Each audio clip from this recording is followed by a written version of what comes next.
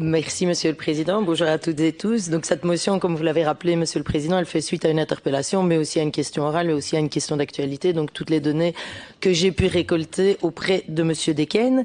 Qu'est-ce qu'elle dit, cette motion? Elle dit deux choses assez claires. Elle dit, Monsieur le Ministre, venez rencontrer les acteurs locaux et prendre la mesure de l'impact de votre décision sur le terrain. Et deuxième chose, elle dit, s'il vous plaît, revoyez votre décision à l'aune de données qui sont plus complètes, plus intégrées et plus réalistes.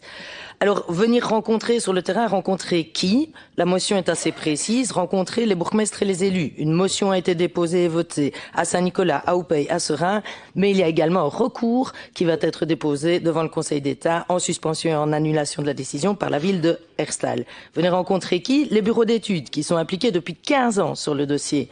Singulièrement les auteurs de projets du PUM, donc ce plan urbain de mobilité de toute l'agglomération liégeoise qui consacre la ligne longue du tracé et qui a été validé en 2019 par un gouvernement MR-CDH.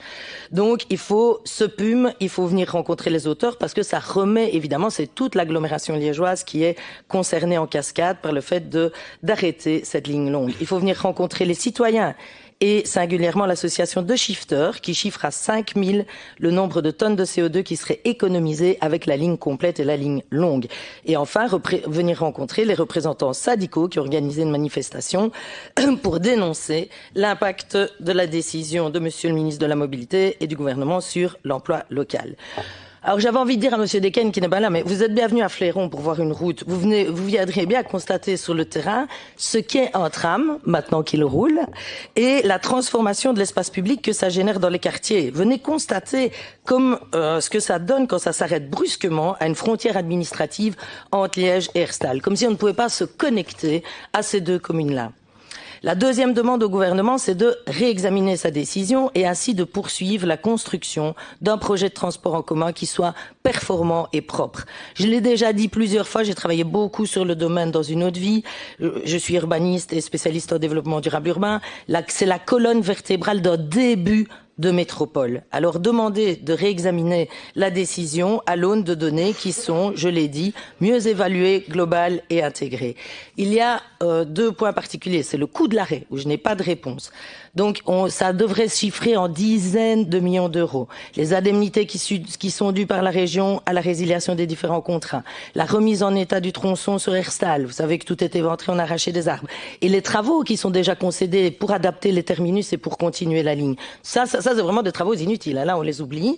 Et la deuxième chose, c'est qu'il n'y a pas d'alternative. C'est-à-dire que moi, je n'ai pas reçu de tracé. Donc, il n'y a pas de calendrier, donc il n'y a pas de financement. Et on craint que vous nous proposiez un peu plus de bus englués dans le tissu existant plutôt qu'une réforme et un redéploiement des quartiers en profondeur. Cette motion, elle vous demande ardemment de revoir la décision à l'aune de données objectivées. Plutôt que d'abandonner, faites le mieux alors. Réouvrez la discussion. Moi, je veux bien entendre le gouvernement. Réouvrez la discussion avec Tramardant. Tant en termes de matière de niveau de service que de coût. J'aimerais ajouter, Monsieur le Président, et je crois que vous me devez quelques secondes dans votre vie en général, je rappelle que j'ai présidé... J'ai présidé la commission de Monsieur Boursu et j'ai été très flexible, Monsieur le Président. Alors, et donc, si ce critère... Je voulais conclure, Monsieur le Président, parce qu'autrement, on aura juste payé très cher le fait de ne rien avoir. Bravo. Merci.